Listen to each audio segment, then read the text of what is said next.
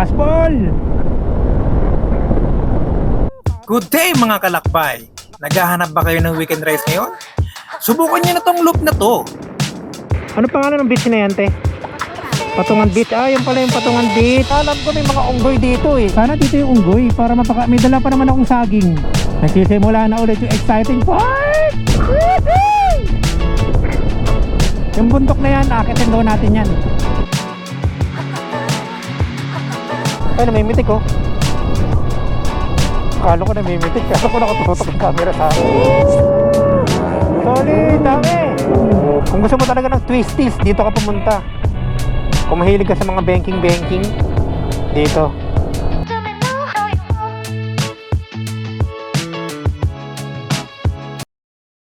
Full tank 5 liters sakto. Set natin yung trip meter. Yan, good morning sa inyong lahat mga lods. Today ay may gagawin tayong ride. First time ko lang din mapupuntahan to. Hindi ko pa rin siya kabisado. May part na napuntahan ko na, pero may part din na hindi. So hindi rin namin alam kung ano yung dadaanan. Basta target natin ay yung sinasabi nilang Cabyang Loop, Cabyang Nasugbu, Tagaytay Loop. So dalawa kami ng kasama ko. So magkikita kami sa Cubao ng 5 o'clock. Kaso 4:56 na eh. Nasa Mindanao pa lang ako eh. Duda ako na aabot ako ng 5. Pero okay lang, konting minuto lang naman yan. Para maiba naman kasi medyo ang gusto ko talaga yung mga hindi ko pa napupuntahan. Parang bago man lang magpasukan ride, may ganun pa. Ayun, bago magpasukan. Actually tag-ulan na nga. Sana magtuloy-tuloy yung ganitong panahon. So sana hindi umulan. Una naming target ngayon sa Cabyang muna. Yun ang i-base namin, Cabyang. So late na rin kami umalis, alas 5, para kahit papaano pagdating doon medyo may maliwanag na. Parang may maikli lang naman yung loop na yun. Parang 130 to 160 km yung loop na yun. Pero syempre bukod to sa Metro Manila. Mag-e-edge sa loop din ako mamaya eh. So dito sa pupuntahan natin, kompleto daw to. May bundok, may dagat, malamig yung panahon dahil Tagaytay, dadaan ka ng Tagaytay eh. Saka hindi siya gaanong daanan talaga. Wala siya gaanong truck. Dito na tayo. Kararating ka lang, Mer? Sakto? I-waste ko lang tong Cabyang. Simula dito sa Cubao hanggang Cabyang 2 oras. Patayin ko na yung TCS ko para medyo hindi tayo pigil. Okay, let's G. Time check, 5:13 Cubao. Pag pupunta kayo ng south, dapat mga ganitong oras yung alis. Sabado to eh. Today is Saturday. So pag ganitong oras sa Sabado, umaga, wala talagang traffic pa niyan. Ang Sabado, tanghali hanggang hapon pa yung traffic niyan. Pero umaga, wala pa. So okay lang kung babiyahe ka ng ganitong, kahit alas 5 kayo umalis, ganitong oras sa EDSA, wala pa. Ayun o, kita mo EDSA. Kabisado ko na to. Walang traffic niyan. Kaya kahit na late kami ng konti ng alis, okay lang. Kahit dadaan kami ng EDSA. Ayun o, kung ganito lang palagi yung EDSA, ang sarap saan bumiyahe oh. So hindi pa nga rin ako kumakain. Ang usapan namin, doon pa kami kakain sa may paglagpas pa ng Cabyang. Kasi may masarap na kainan doon eh, Lumihan. So parang gusto ko siyang itry. So siguro summer, along to Cabyang, hihinto kami para lang kumain ng konti lang itlog, saging. So dito pala ang daan namin, EDSA. Tapos aakit kami ng flyover papuntang Naiya. Tapos Parañaque. Tapos so on and so forth. Kumbaga, di ko nakabisado basta Maragondon, Ternate. Alam ko dadaanan yung mga yan. Alam ko doon magsisimula ang exciting na part eh. Pero tingnan natin. So naka-touring mode lang ako no. Baka di ko na gamitin yung sports mode. Pero bahala na, tingnan natin yung ahonan doon. Kasi may mga ahonan daw doon eh. Kasi medyo mahal yung gas ngayon. Medyo tipid-tipid tayo sa gas. So kailangan magto-touring mode lang tayo. Ayan o, letter T.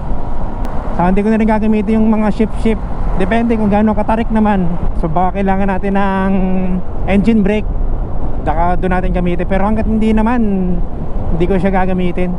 Yun, time check mga lods, 6:04. Dito na kami sa Kawit, Cavite.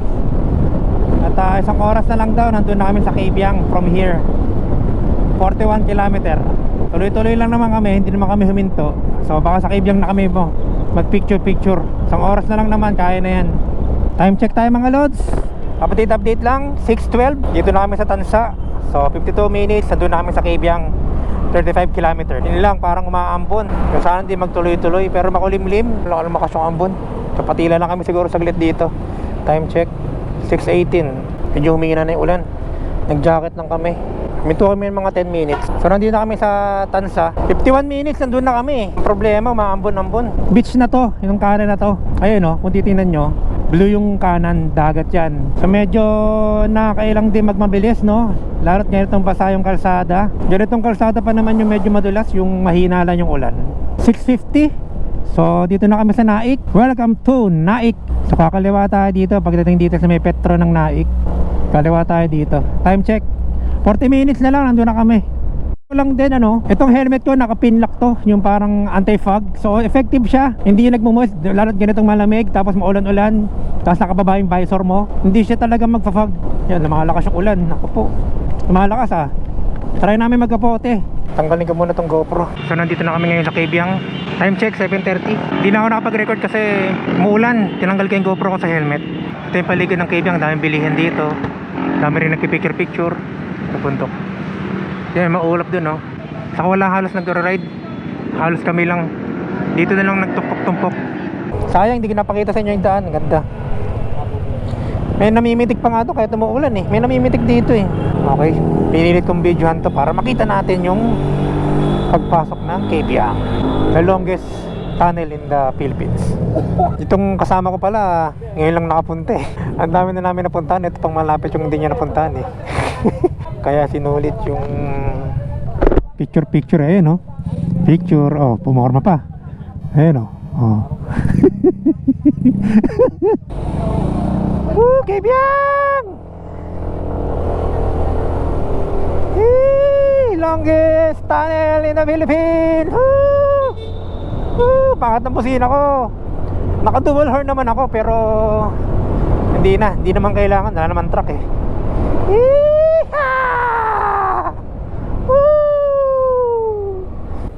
balik tayo ulit doon. Sulitin natin ang Kabyang tunnel. Lalakas ang tambocha nyo. Ganun ang ginagawa ng karamihan. Bubusina, binibirit yung pipe, ngiting panalo. Lapit ka, Mer.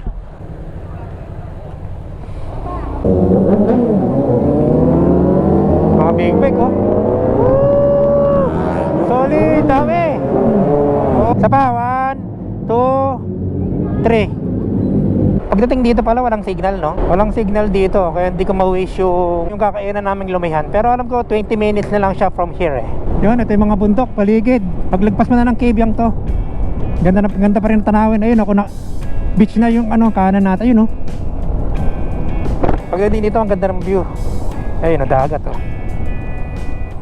dagat, lawak. Ito view deck. Ito yung beach na sinasabi nilang maganda Bibi. Ganda rin daan dito, guys. Kung mahilig kayo sa nature, may enjoy nyo talaga to. Ayun ang baba ng ulap. Muulan kasi pero sana magtuloy-tuloy na sana huminto na yung ulan. Mabagal lang yung pacing namin kasi basa nga yung kalsada. Kung wala ng puno dun Kita mo sana yung dagat. Dagat, nakakalula din Sheesh. Silipin natin. Ganda dagat. Yun yung parang crocodile yung na bundok na nakalutang sa dagat. Yun, nakipanood ko yun Ganda Daniel Beach Resort. Sa paglagpas ng Kabyang, ang dami ng resort dito. Tabi-tabi na. So sa mga naghahanap ng resort na malapit lang sa Metro Manila, 2 hours lang, dito na. Mas maganda yung daan, bundok. Yun Sheesh! Ganda. Ma-amaze ka rin sa daan kahit paulit-ulit na. Ito, dami ng resort dito. Bong Rakay. Tabi-tabi na yung Hillside Resort. Ito, Emis Resort. Ang dami, dikit-dikit. Mamimili ka na lang. So ito, daming bahay-bahay dito mga ilang kilometro lang from Kabyang. Ayun, ang dami ang dami na nagtatawag. Ito hindi po, lang picture lang Ito beach. Ano pangalan ng beach na yan, te? Patungan Beach. Yung pala yung Patungan Beach. Ganda Tapos baba ng ulap. Lang kayo? Magkano dyan? Tama nyo ta? Oo. Meron ka 1,000. 1,000 per head? Hindi. Lahat na, tatlo na kami. Talaga? Cottage na po yun. May cottage na yon. May kwarto. May kwarto na. May open cottage. 1,000 lang, mura din Ganda. Kaya mo next time, te, pasensya na. Sorry, salamat. Bundok. huli sa tanawin. Ganda. Ay, namimitik oh. Akala ko namimitik. Akala ko nakatutok yung camera sa amin. Mag-ano ko, puporma sana ako na pampitik eh. Province of Batangas, boundary. And we're now officially in Nasugbu, Batangas. Nasugbu ba? Sa Batangas. Time check, 7:58, almost 8 o'clock. So parang 3 oras na kami bubiyahe. Pero matagal din yung hinto-hinto namin. Kasi nga, picture, umulan, kapote. 7 minutes, andun na kami. 4.4 kilometers. Tama nga yung ano ko kanina, mga almost 20 minutes from Kabyang. Pinagbabawal na technique. Ngayon ko lang ulit ito magagawa. Nagdandaan talaga dito. Kung gusto mo talaga ng twisties, dito ka pumunta. Kung mahilig ka sa mga banking, ingat lang kapag basa ang kalsada. Kanina nandun, paglagpas namin, dumaan kami sa ulap, puti. Ngayon, nawala na dito. Sharp curve, kanan. Hindi ka pwedeng magpabilis dito. Tayo eh. Oh. Pagka ganong mga curve daw, huwag kang titingin sa malapit. Kung saan ka pupunta, doon ka tumingin. So yun ang sabi ng mga eksperto. So yun ang ginagaya ko. Oh, may aso. First time ko nakakita ng aso dito. So ingat din pala, may mga aso sa tabi. Saka alam ko may mga unggoy dito eh. Dito ba part yung may unggoy? Mag-monkey hunt nga tayo. Hindi ko alam kung dito yung part yung may mga unggoy o doon pa. Yan yan, ang ganda ng daan oh. Kaso wala akong kikita ng unggoy. Ganda ng daan oh.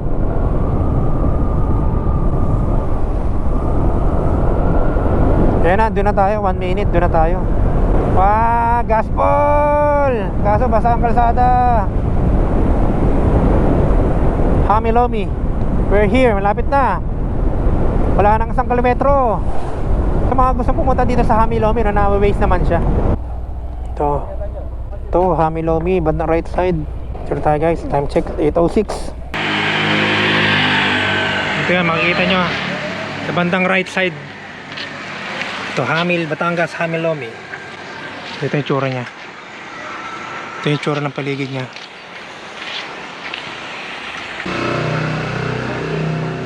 Ngayon, dumating na yung order namin. Ngayon, Lomi Batangas, Lapot. Kakatapos ang namin kumain guys. Time check, 8:52. Sarap din ang Lomi dun. Kaya yung mga gustong kumain dun, try nyo. Woo! Ganda. Sana ganito na yung panahon. Kaso nakakatakot, basa yung kalsada. Ang baba ng ulap oh. Oo. So time check, 8:53. So tatagpasin lang namin tong Nasugbu town proper. Pagdating doon, alam ko lalagpas lang tayo doon ng konti. Tapos kakaliwa. Wala ganong sasakyan.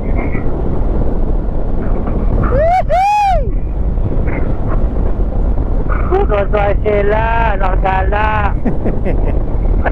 Solid. Ito na yata yung sinasabi. Ito na nga yung sinasabi, yung Mount Pico sinasabi niya. So pagdating daw dito, base sa napanood ko, kakanan tayo para mas maganda yung view, mas maganda yung ano. Ay, Diyos mo ba? Kaysa sa diretso. Ito yung sinasabi niya nung napanood ko. Pag diretso mo yan, nasugbo rin naman ang labas niyan. Pero kakanan daw tayo dito. Para mas bundok, mas maganda yung view, mas bulubundukin, kaso paahon daw dito. So kung gusto mo ng magandang view, kumanan daw tayo dito. Yan, ito na nga yun. Ito yung tinatawag nilang Kabyang kanan. Same lang naman na ng layo yan, 16 kilometers. Pero dito mas maganda yung view, ahonan. Panalo ka daw dito sa view. Ayan oh. Yung bundok na yan, akitin daw natin yan. Sarap.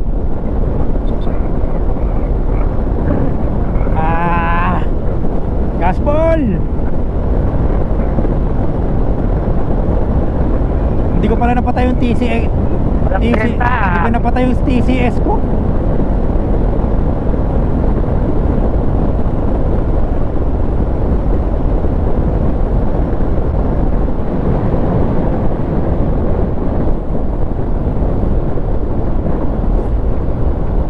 Yan na, paahon na. Yan, nagsisimula na yung paahon. Napaahon na yan. Meron daw dito paahon eh, na matarik. Nagsisimula na ulit yung exciting part. Kung hindi masasadyain to, ano eh, mapapadiretso ka dun eh. Ako winis ko kasi yung pakanan talaga eh. Sana dito yung unggoy para may dala pa naman akong saging. Oo nga. Bawal daw pakainin eh. Bawal ba? Sabi. Ganda dito. Landslide prone area. Tingin-tingin mo mer, baka may munggoy pa dito. Tingnan natin. Hanap tayo ng mga kamukha natin. Lokal to, lokal. Walang helmet eh, no? Walang helmet eh. Unggoy, unggoy, unggoy. Walang nagpapakita unggoy. Dahil baka umulan. Umulan nga eh. Umulan kasi, baka kaya walang unggoy. Uy no, tara tarik. Uy, Bailik. Hello. Velo ka mer. Oo nga eh. Kulit ang nakalagay dito ng bar. Welcome, wawa. Sino? Ano? Solid. Nasugbo proper na tayo. Papunta na tayo sa mga bahay-bahay. Update lang, time check 9:12. Nandito kami sa may Nasugbo proper. Masugbo proper na to, alam ko. Saka alam ko beach yung kanan nito eh. Ayun oh, mga bandang right side beach yan. May mga resort din dyan. Mga gustong mag-swimming, dyan tayo. Yan, yung mga papapasok na gano'n, papuntang mga resort yan, resort. May mga kainan na dito, drive-thru, McDo, Mang Inasal. Kompleto na rin dito. Ito na yung parang bayan nila. Sa kabandang kanan, pag pinasok nyo yung mga yan, mga resort na yan. Handoks, meron rin. Save More, meron na rin dito. Kompleto, Jollibee. Kompleto na rin talaga. Kapag nakita nyo na tong Shakey's, itong rotonda, kakaliwa tayo. Ito yung rotonda. Unang rotonda yan, dalawang rotonda madadaanan natin eh.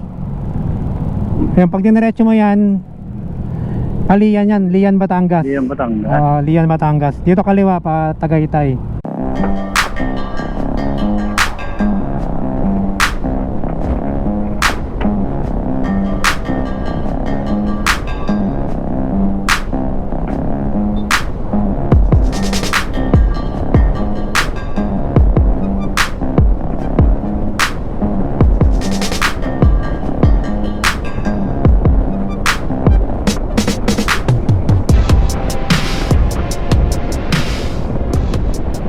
Yan, dito na tayo sa Arco.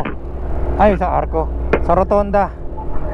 Pangalawang ronda. Pangalawang Rotonda. Kakaliwa ulit tayo dito. Manila. Eto, pag kinaliwa mo to, Patagaytay na to.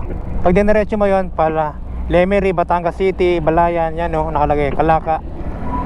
Pero tayo kaliwa. Dahil loop tayo, kaliwa tayo. Luplupan. Ito, luplupan. Ito, pag diniretso mo to, Alfonso, Tagaytay, yan. Pag nararamdaman nyo na lumalamig-lamig na, yon, Patagaytay na yon. Sana di na umulan. Wala na yung ulan. Sana, ganito lang. Ganda ng daan dito, lawak ha. Tapos espalto. Konti lang dumadaan.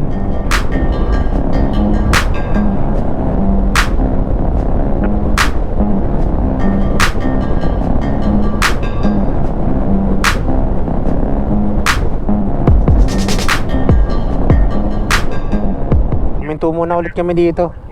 Nagtubig lang.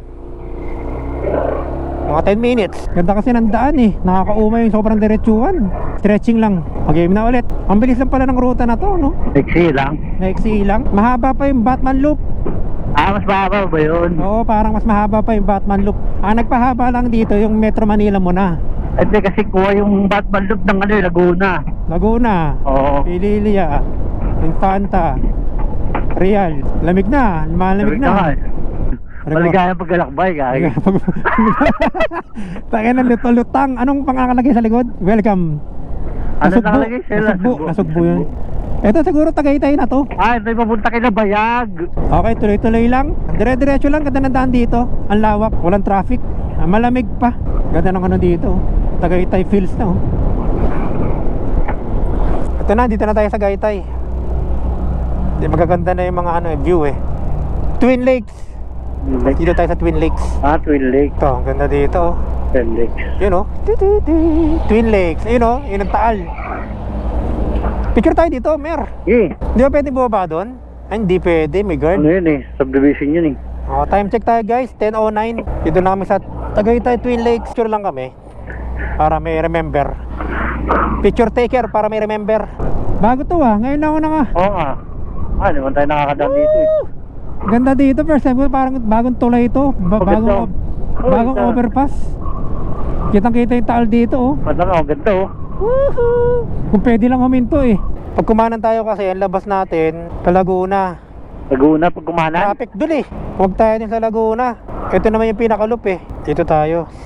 Mas malayo pero same lang ng bilis. Ibig sabihin, mas maganda takbuhan dyan. Kaliwa. Pag diniretso mo yan, ano yan? Palaguna. Palaguna na. Gusto, Mm. eto, gusto nyo ba mag-loop dyan? Ikaw, saan ka na? Dito na ako sa kaliwa. Pag sakaling ihiwalay na tayo. Pwede, kumanan kayo dyan, diretso kayo dyan. Ikaw, pauwi ka na. Oo, dito na ako, pwede, pero malayo pa. Wala na ba tayo pupuntahan? Pauwi ka na ba? Wala na yan? Wala na, Wala tapos na yan, na. oo, wala na yan, tingin ko. Ano, Mer? Sige. Oo. Thank you lang, thank you. Salamat po. Dito na ako. Ingat lang ha. Okay, ingat din, ingat. Yun, so nandito na tayo guys, pabalik na tayo. Nagibalay na kami ng kasama ko. Ako pa Metro Manila ako, sila pa Antipolo sila eh. Sa Lumban sila dadaan. Time check, 10:28. Bago ako makauwi, 1 oras pa. 1:30 siguro nasa bahay na ako. Welcome General Trias. So Cavite na tayo guys. Parang tapos na rin siguro yung loop natin, kasi parang direksyon na ako Manila neto. So yun, ganun lang kabilis yun. Ganun lang kabilis yung loop na to. Pero busog ka sa tanawin, ang ganda ng daan, wala ganong dumadaan, walang bus, walang truck. Dito tayo sa Big Royce guys. Yung ano lang, yung kilakong TV. I-picture lang tayo. Okay na. Dito ko na siguro tatapos itong video. More or less, nasa bahay na ako ng 1:30. 270 na tayo, plus 45 km. Bale, 262 km ang total. 262 km more or less. Nasa bahay na ako. So, abangan nyo yung mga susunod ko na video, lalo na yung challenging ride talaga namin. So yun, maraming salamat sa mga nakaabot dito. Abangan nyo na lang ulit. Peace out!